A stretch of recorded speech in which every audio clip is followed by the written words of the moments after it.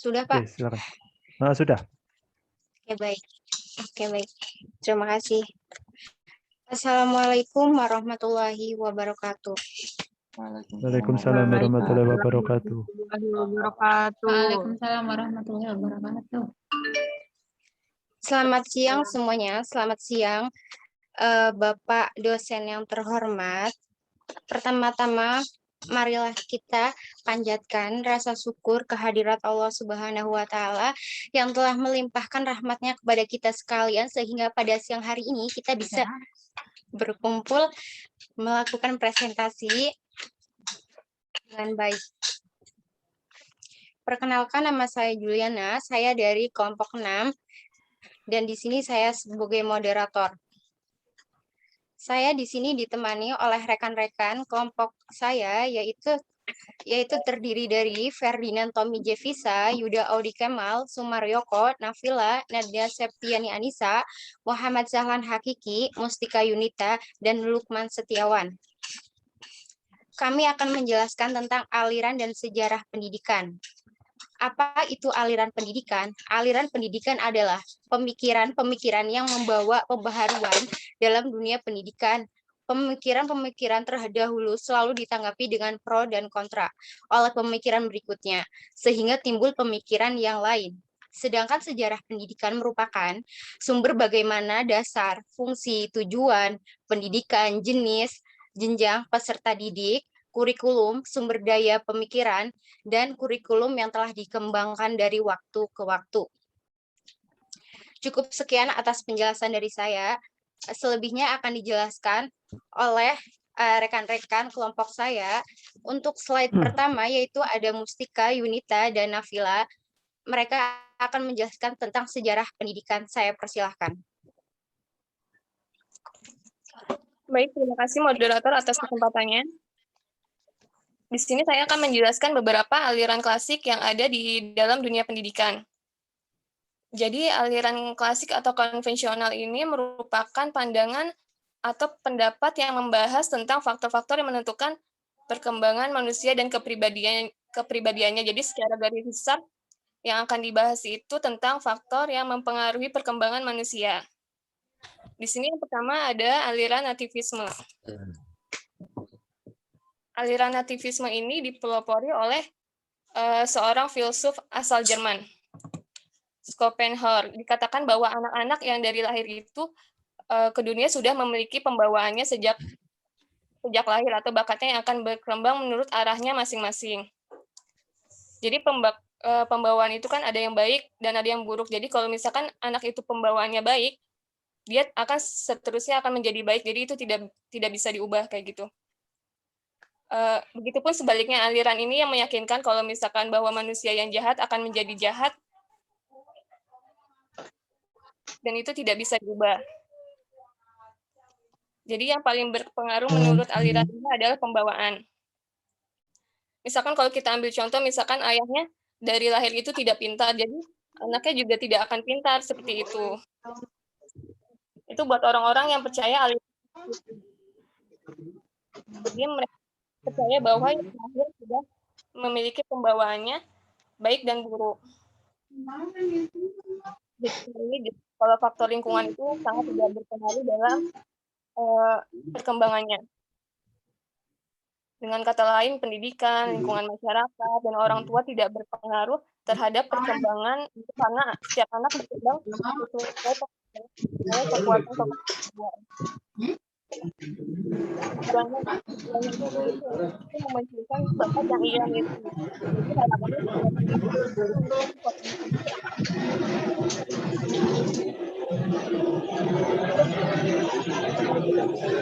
Saudara, Maaf, bisa di-mute dulu.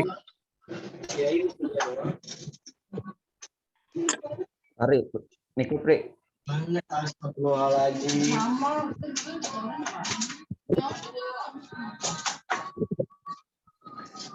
Yang tidak di-mute siapa sih? Coba di-mute dulu, saudara. Halo. Ya, di-mute dulu siapa?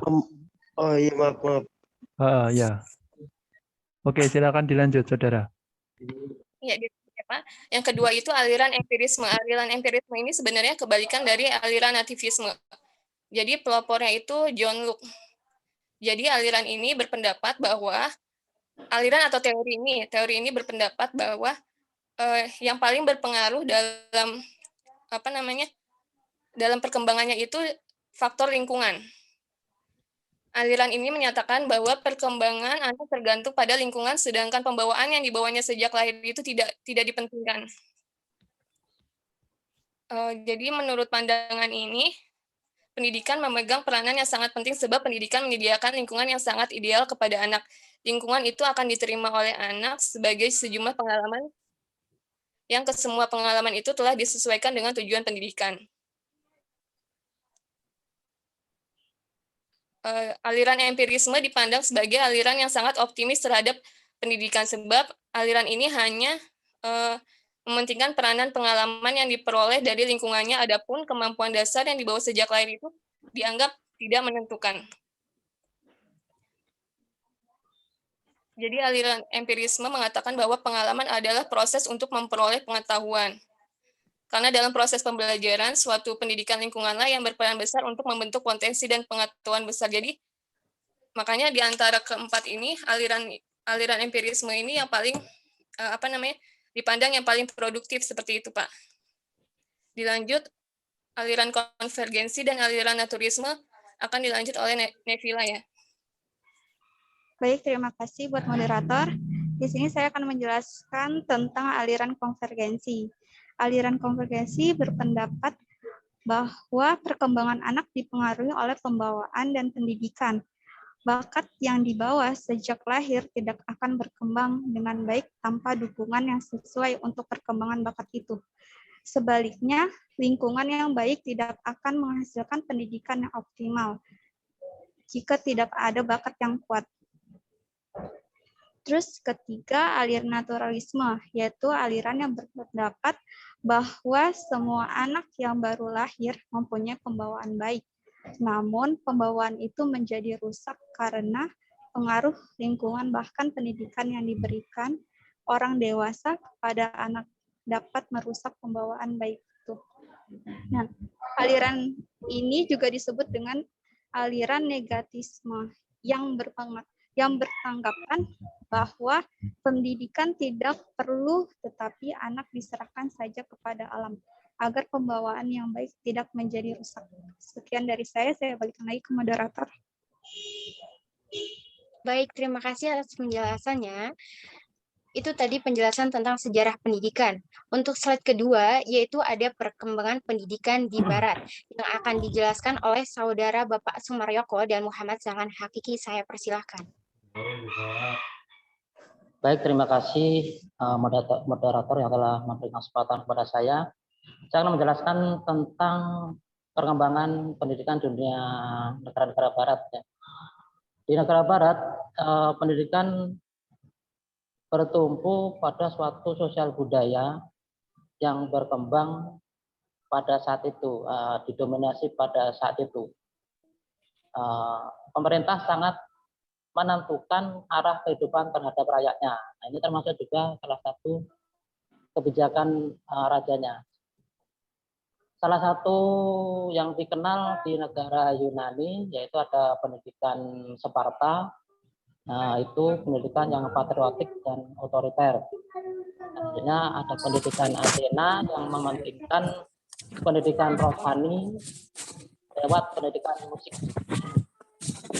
Itu ada tokoh pendidikan yang terkenal ya, jadi ada 3 tokoh pendidikan yang terkenal di situ. Salah satunya adalah itu, yang kedua Thales, yang ketiga selanjutnya diwarnai dominasi gereja. Pendidikan selanjutnya didominasi oleh gereja. Jadi pendidikan yang bersifat gerejani, yang sangat fanatik ortodoks ya. Di sini tujuan utamanya untuk mempersiapkan calon biarawan atau biarawati dan juga calon anggota masyarakat saat itu. Ya. Selanjutnya perkembangan pendidikan di abad pertengahan. Nah, di abad pertengahan ini itu mengalami perubahan yang sangat besar. Itu di abad itu atau disebut Renaissance yang artinya lahir kembali. Saat ini dilahirkan kembali budaya-budaya yang lama, jadi budaya lama yang telah tidak hidup dihidupkan kembali. Jadi selain itu juga muncul aliran humanisme. Aliran humanisme ini menekankan pada pendidikan duniawi.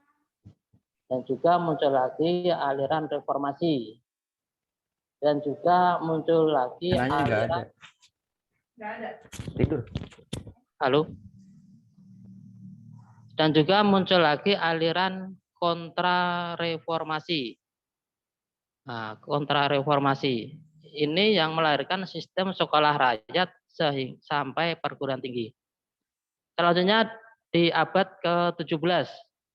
Di situ abad yang pencerahan atau penerahan, ya, atau Aufklärung, pencerahan. Di sini pendidikan orang mulai berpikir rasional dan sudah tidak lagi berpikir irasional.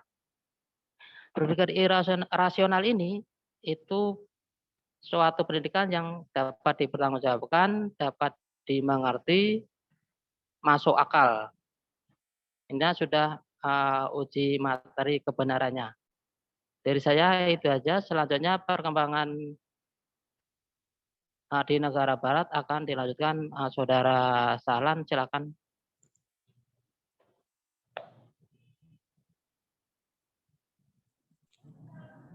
Ya, terima kasih atas waktunya. Di sini saya akan menjelaskan perkembangan pendidikan di barat dari abad ke-19 sampai abad ke-21. Pada abad ke-19, Belanda mulai mendirikan 20 sekolah di ibu kota Indonesia. Karena pada masa diberlakukannya tanam paksa di tahun itu, namun saat itu pelajar hanya boleh berasal dari kalangan bangsawan saja. Nah, ketika era tanam paksa berakhir dan mulai memasuki masa politik etis, beberapa sekolah Belanda mulai menerima pelajar dari berbagai kalangan, yang kemudian berkembang menjadi sekolah rakyat. Kemudian pada akhir abad ke-19 dan awal abad ke-20, Belanda mulai memperkenalkan sistem pendidikan yang formal dan lebih terstruktur pada rakyat Indonesia.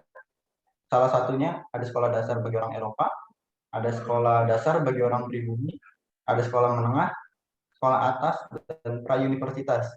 Tidak berhenti sampai di sana saja, Belanda juga mendirikan sejumlah perguruan tinggi di Pulau Jawa pada abad ke-20. Tujuannya pada saat itu, Belanda ingin memperdalam pendidikan di Indonesia. Beberapa perguruan tingginya itu ada sekolah kedokteran di Batavia, sekolah hukum di Batavia, dan sekolah teknik di Bandung. Ketika Belanda menyerah pada Jepang di Kalijati, sistem pendidikan di Indonesia pun diambil alih oleh Jepang. Bedanya, Jepang membuka sekolah ini untuk seluruh kalangan masyarakat, bukan cuma bangsawan saja. Jepang menyediakan sekolah rakyat sebagai pendidikan dasar, sekolah menengah sebagai pendidikan menengah, dan sekolah kejuruan bagi guru.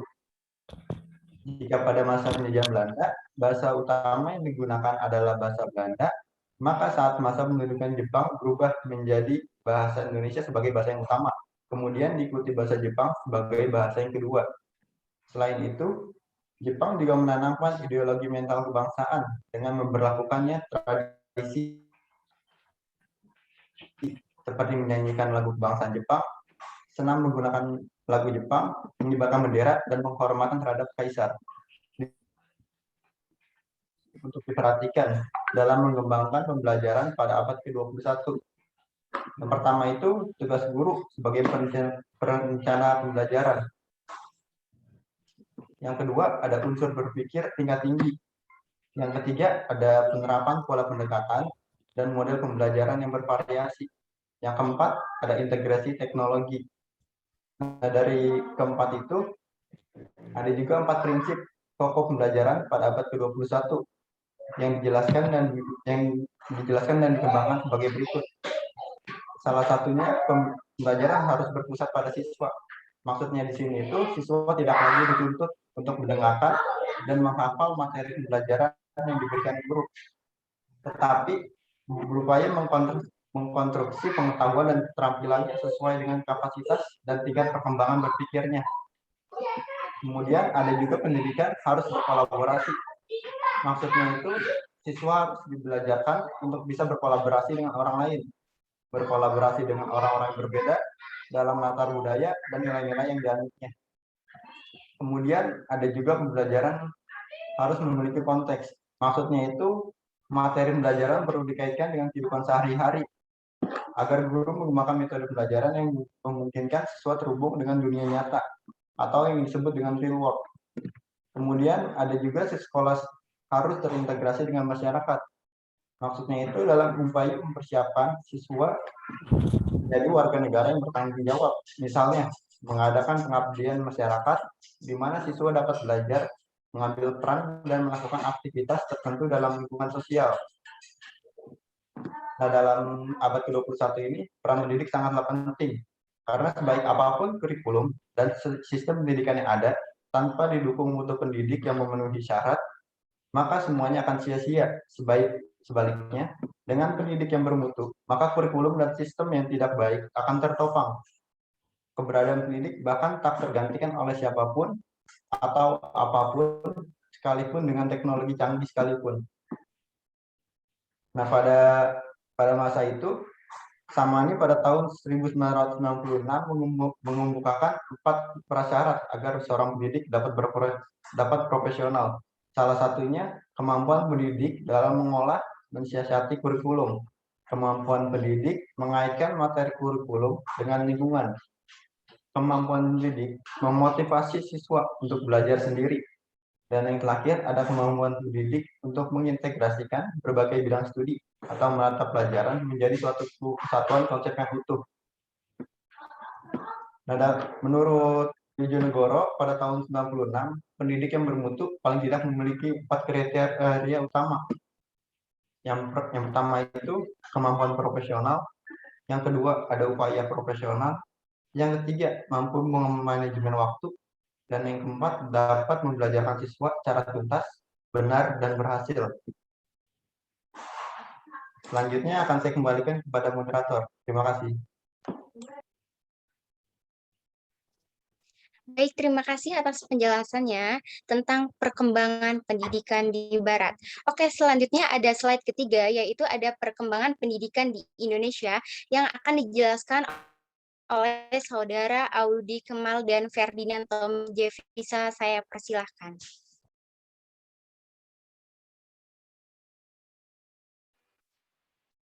Oke, selamat siang.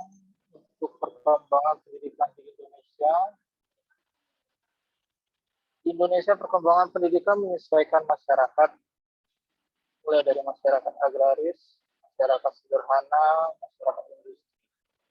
Pertama itu adalah masyarakat agraris. Masyarakat agraris itu yang telah lama tinggal atau menetap di wilayahnya itu sendiri dan hidup tergantung dari alam, sehingga menjadi manusia yang pasif, yang kurang berkembang dan tidak mengenal adanya teknologi maju dari daerah lain. Masyarakat agraris ini sendiri berlangsung pada masa Hindu dan juga yang diajarkan oleh agamawan atau pemuka agama dengan materi pendidikan agama. Kedua itu ada masyarakat sederhana, di mana dilakukan mulai dari lingkungan terkecil atau mulai dari keluarga, khususnya itu dari orang tua. Masyarakat pada masa itu bersifat berpindah-pindah atau yang biasa disebut dengan nomad, yang bertujuan untuk mempersiapkan anak-anaknya untuk memenuhi kehidupan sehari-hari, kebutuhannya sehari-hari. Ketiga, masyarakat industri, masyarakat yang mengacu pada terjadinya revolusi industri dan sekelompok orang yang memiliki keterlibatan dan kaitan teknologi, ekonomi, dan perusahaan di sentra-sentra produksi. Masyarakat industri membentuk sikap dan tingkah laku yang tercermin pada sikap dalam bekerja.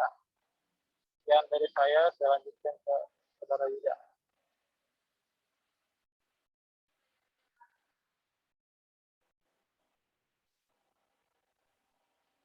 Terima kasih atas waktunya. Perkembangan iptek terhadap proses pembelajaran adalah diperkaya sumber belajar dan media pembelajaran.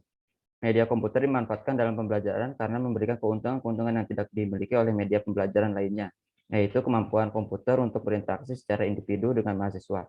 Pesatnya perkembangan teknologi informasi ini membawa dampak bagi kehidupan manusia, terutama dunia pendidikan, dan dampak positif terkait erat dengan peningkatan kualitas kehidupan. Informasi begitu mudah diperoleh baik lewat media massa, elektronik, maupun melalui jaringan teknologi internet. Pembelajaran di Millennium dan Platinum merupakan pembelajaran yang mengintegrasikan kemampuan literasi, kecakapan, pengetahuan, keterampilan, dan sikap, serta penguasaan terhadap teknologi. Pelajaran kurikulum 13 telah memasuki tahun keempat seiring dengan implementasi yang dilaksanakan setiap tahunnya, mengalami perkembangan dan perbaikan. Sekian dari kami, saya balikan ke moderator. Terima kasih.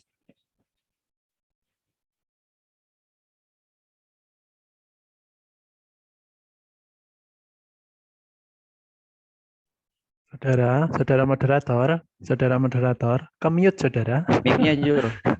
Ke-mute saudara. Ya. Baik, saya ulang. Terima kasih banyak untuk penjelasannya tentang perkembangan pendidikan di Indonesia. Untuk yang terakhir itu ada slide keempat tentang pendidikan di masa Republik Indonesia yang akan dijelaskan oleh Lukman Setiawan dan Nadia Septiani Anissa. Saya persilahkan. Terima kasih. Terima kasih atas waktunya. Saya akan menjelaskan tentang pendidikan masa reformasi. Jadi di era reformasi ini telah memberikan ruang yang cukup besar bagi perumusan kebijakan-kebijakan pendidikan yang bersifat reformatif dan revolusioner. Bentuk kurikulum menjadi berbasis kompetensi, begitu pula bentuk pelaksanaan pendidikan berubah dari simestis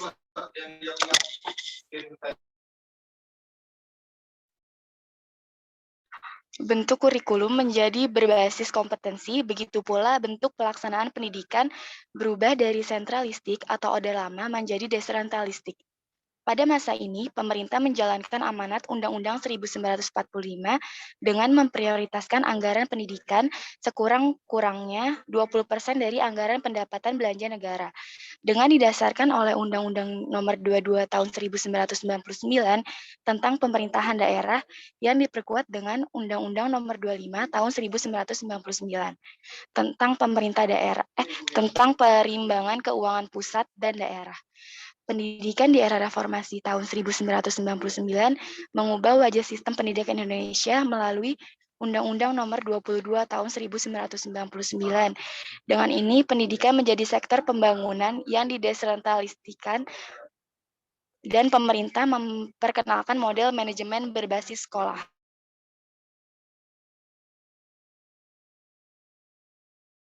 Untuk mengatasi permasalahan dalam pengelolaan pendidikan pada masa ini, dan untuk mengembangi kebutuhan dan sumber daya manusia yang berkualitas, maka dibuat sistem kurikulum berbasis kompetensi. Adapun kurikulum-kurikulum yang dipakai pada masa reformasi yaitu satu, kurikulum 2004. Jadi kurikulum ini itu bersifat sistemnya semester. Yang kedua, kurikulum tingkat satuan pendidikan atau KTSP 2006. Kurikulum ini itu penyempurna kurikulum 2004.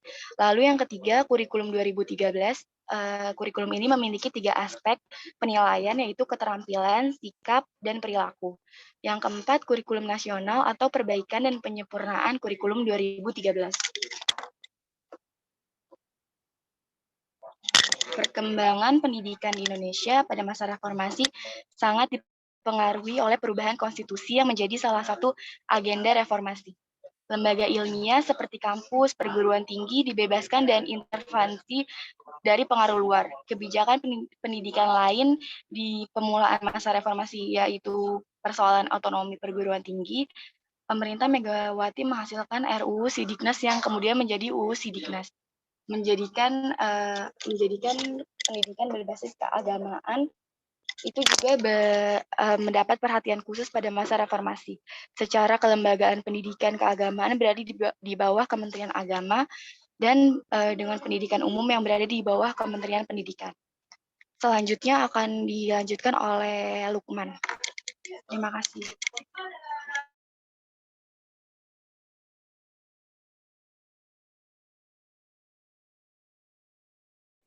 Untuk Saudara Lukman ke mute.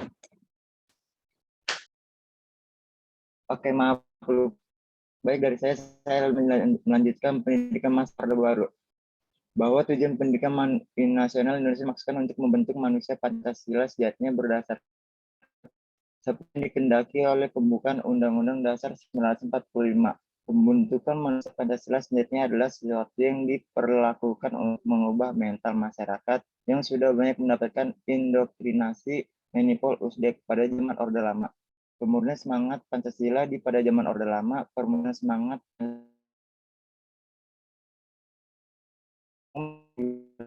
dinyatakan dalam 1945 bab 12 pasal 31. A.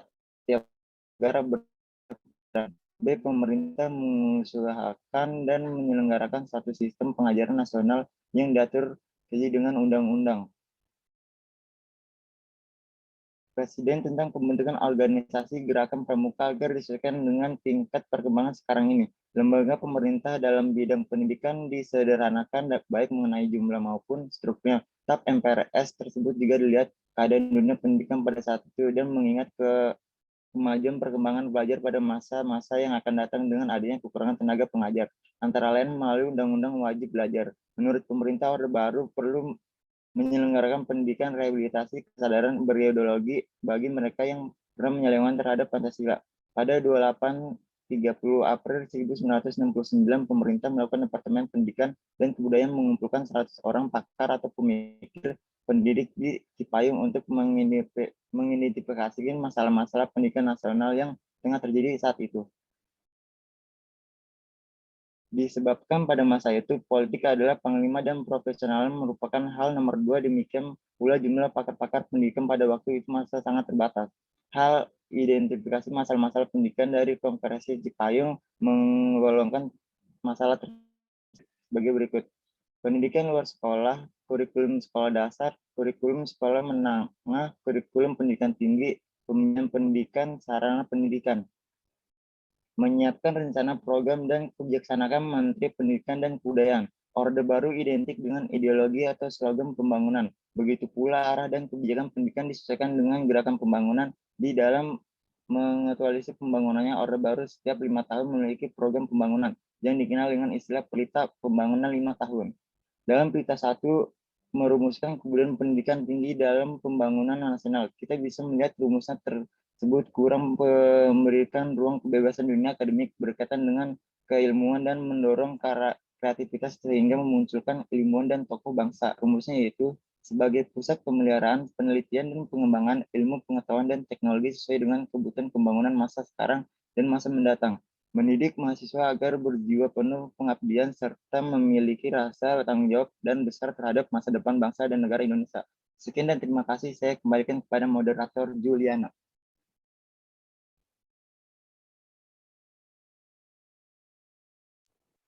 Baik, terima kasih atas penjelasannya tentang pendidikan di masa Republik Indonesia. Itu dia penjelasan dari kelompok kami. Jika ada kekurangan, saya pribadi meminta maaf sebesar-besarnya.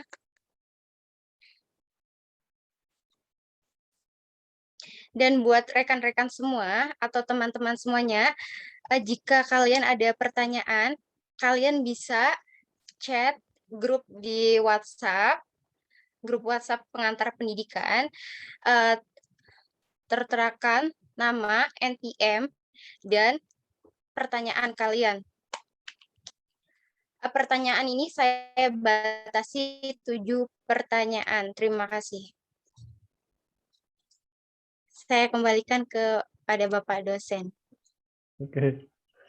Oke, saudara, terima kasih atas presentasinya ya.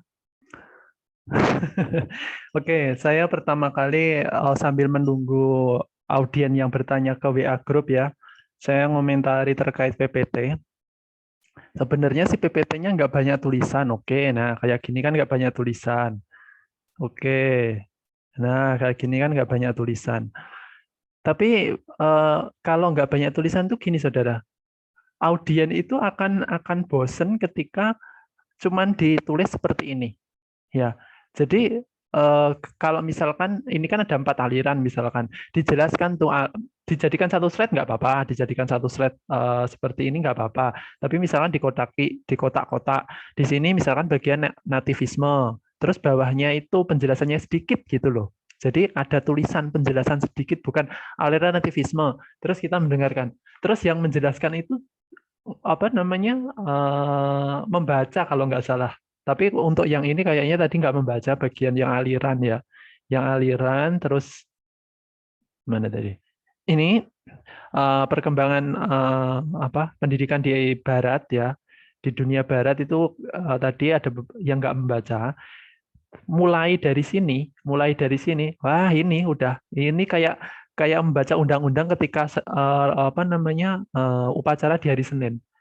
Ini juga membaca ini, wah ini saya ngantuk tadi. Tadi saya ngantuk. Terus saya tanya, ini saudara paham apa yang saudara apa tadi baca itu saudara paham apa tidak?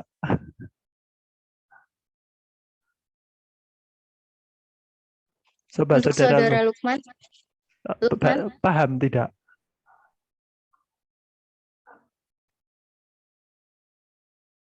Saudara Lukman?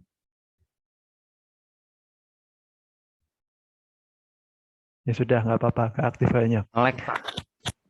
Ya, oke. Jadi sudah saya beritahu setiap apa namanya presentasi itu jangan membaca, ya, jangan membaca. Jelaskan sesuai pemahaman saudara sendiri, ya. Saudara sendiri pemahamannya gimana terkait sejarah pendidikan ini kayak gitu.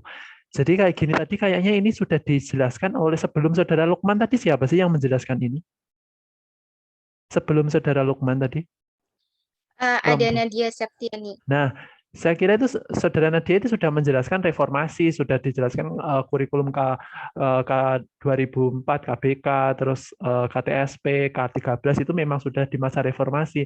Kembali ke saudara Lukman, lah kok diulangi lagi ke masa Orde Baru dijelasin. Nah, ini berarti mengulang kayak gitu loh. Ya, ini berarti mengulang penjelasan saudara sebelum Lukman tadi, padahal sudah dijelasin kayak gitu. Ini seharusnya kayak gini kalau sejarah, misalkan pendidikan di masa RI, itu misalkan di sini dibuat apa namanya kayak kotakan Orde Lama, terus ada panah Orde Baru, ada panah reformasi, di bawahnya Orde Lama itu ada penjelasan kayak apa sih pendidikan di Indonesia pada Orde Lama itu di bawah kotakan di bawah. Terus tadi kan ada panah ke kanan, Orde tengah-tengah ini misalkan Orde Baru. Bawahnya Orde Baru bisa ditulis penjelasan sedikit tentang pendidikan di masa Orde Baru. Terus terakhir Orde Lama, bawahnya Orde Lama bisa ditulis kayak apa sih pendidikan di masa reformasi itu kayak gitu. Jadi ada cerita, ada alurnya kayak gitu. Kalau seperti ini kan masa Orde Baru kita mendengarkan mendengarkan yang didengarkan itu membaca lagi ya. Jadi kayak saya pun nggak ngerti apa yang apa namanya dibaca, bacanya cepet lagi ya itu. Jadi mohon sudah saya sampaikan sering saya sampaikan kalau presentasi itu tuh jelaskan sesuai pemahaman saudara sendiri sudah ya. Saya nggak menilai lancar enggaknya, yang penting saudara menjelaskan dengan pemahaman sendiri yang simple ya, yang simple, nggak usah pakai bahasa yang terlalu baku, itu nggak masalah kok ya, nggak masalah kok. Pakai logue terserah, nggak masalah saya. Ini kan belajar ya, nanti sambil jalan nanti tahu, saudara tahu. Ini cuma belajar, saya pengennya saudara itu presentasi apa yang saudara pahami ya gitu, bukan membaca ya, bukan membaca ya. Itu masalah presentasi dan slide ya, dan slide. Jadi kalau kayak gini ya dijelasin sedikit lah, Orde Lama seperti apa, Orde Baru seperti apa, reformasi seperti apa, kayak gitu ya. Ini pun juga gitu, misalkan ini perkembangan pendidikan di Indonesia, tengahnya ini mungkin yang masyarakat agraris, masyarakat sederhana sampai platinium. Terus sampingnya masyarakat agraris itu dijelaskan, oh masyarakat agraris ini masih nomaden, oh masyarakat sederhana itu berarti di lingkungan keluarga, oh masyarakat industri sudah revolusi industri kayak gitu. Jadi slide satu slide itu penuh gitu, tapi penuhnya bukan penuh tulisan kayak paragraf ya, tapi poin-poin kayak gitu. Jadi nggak hanya melihat kayak gini masyarakat agraris terus kita mendengarkan yang menjelaskan, tapi yang menjelaskan itu membaca kayak gitu. Kadang kayak gitu audien juga bingung ya, audien juga bingung terkait apa masyarakat agraris tadi apa. Kalau melihat apa namanya ada penjelasan sedikit paling enggak dia pasti akan tahu oh agraris itu masih nomaden, oh nomaden itu berpindah-pindah kayak gitu. Jadi mereka ada alur untuk apa ya, untuk berpikir gitu loh. Oh, perkembangan masyarakat, perkembangan pendidikan di Indonesia itu diawali dari masyarakat agraris. Apa sih masyarakat agraris itu? Di sampingnya ada penjelasan. Oh, nomaden. Di sini ada kata kunci nomaden kayak gitu. Oh, nomaden itu hidup berpindah-pindah kayak gitu. Jadi alur berpikirnya itu ada kayak gitu. Kalau kayak gini kan dijelasin sudah hilang pasti hilang. Itu. Ini juga sama. Perkembangan pendidikan di dunia barat di sini. Tengahnya itu abad pertengahan sampai abad 21. Terus sampingnya abad pertengahan itu ada penjelasan sedikit lah paling enggak. Abad 17 itu juga ada penjelasan sedikit. Apa sih, kayak apa sih 17, 19 kayak apa sih, 20 kayak apa sih. Nah, tadi saya ini di abad 20 tadi kalau saya tidak salah dengar itu dijelaskan masa kependudukan Jepang dan Belanda di Indonesia. Lah, padahal di sini perkembangannya perkembangan pendidikan di barat, bukan khusus di Indonesia. Ya, padahal di abad 20 ini bukan di barat loh ya, ini saya bicaranya di barat loh, bukan di Indonesia. Di barat itu ditandai pendidikannya itu masih bersifat teacher center. Jadi pembelajarannya itu masih berpusat pada guru. Jadi guru yang memiliki kendali penuh terhadap proses pembelajaran itu. Kemudian di abad 21 baru student center. Jadi siswa dianggap aktif di dalam abad 21. Saat ini abad 21. Jadi mahasiswa-siswa itu harus aktif di dalam pembelajaran seperti itu. Nah, di abad 20-nya ini tadi, kalau abad 21-nya tadi sudah benar penjelasannya. Abad 20-nya yang dijelaskan masyarakat Jepang. Padahal masyarakat Jepang itu seharusnya masuk. Masuk mana? Masuk sini. Masuk yang terakhir sini tadi. Nah, ini harusnya di sini. Ya, sorry. Sebelum Orde Lama, harusnya Orde Lama itu ada satu lagi sebelum kemerdekaan itu ada. Itu tadi Jepang, Belanda tadi harusnya di sini. Karena itu termasuk salah satu sejarah pendidikan di Indonesia pada masa Orde bukan Orde sih, masa sebelum merdeka. Ya, sebelum merdeka Jepang dan Belanda seperti itu. Harusnya di sini, tapi dijelaskan di dunia barat.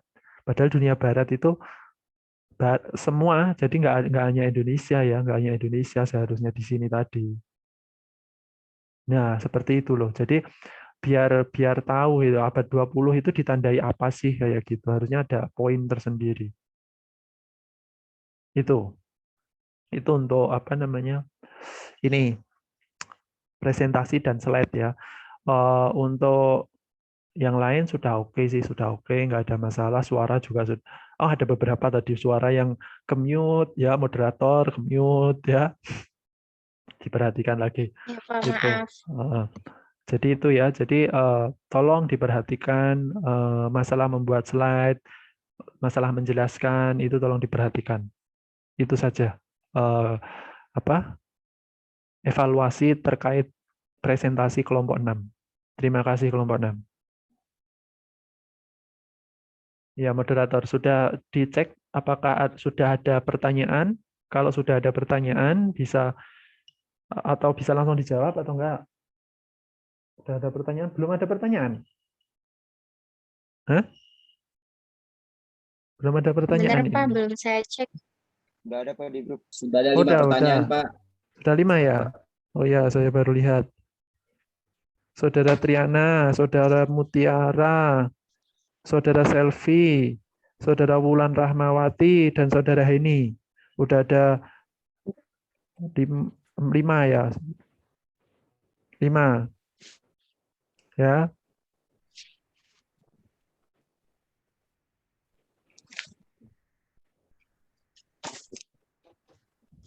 Ya, 5.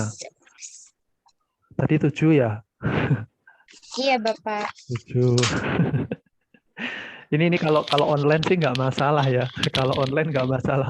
Kalau offline nanti tatap muka ketika presentasi 7 itu kebanyakan saudara.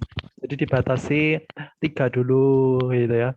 3. Nanti kalau ada waktu, oh masih ada waktu 3 lagi kayak gitu. Ya.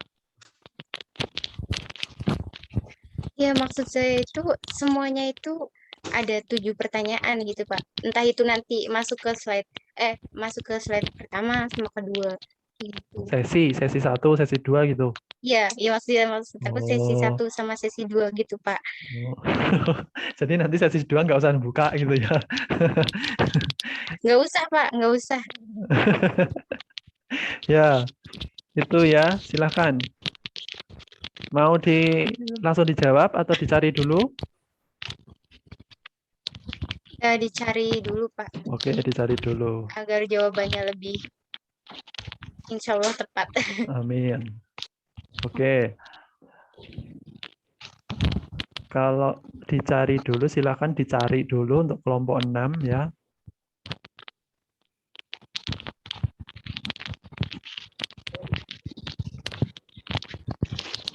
Bentar. Oke. Sambil kelompok 6 mencari jawaban, saya ingin bertanya ke kelompok 5, karena kelompok 5 minggu kemarin belum sempat saya tanya-tanyai, karena masih presentasi kan ya. Masih presentasi, jadi belum saya tanya-tanyai terkait tes dadakan ya. Jadi kelompok 5 kan nggak presentasi kan? Nah, kelompok 5 nggak presentasi sekarang. Jadi saya ingin tanya. Oke, Saudara Anita Fani ada? Ada, Pak.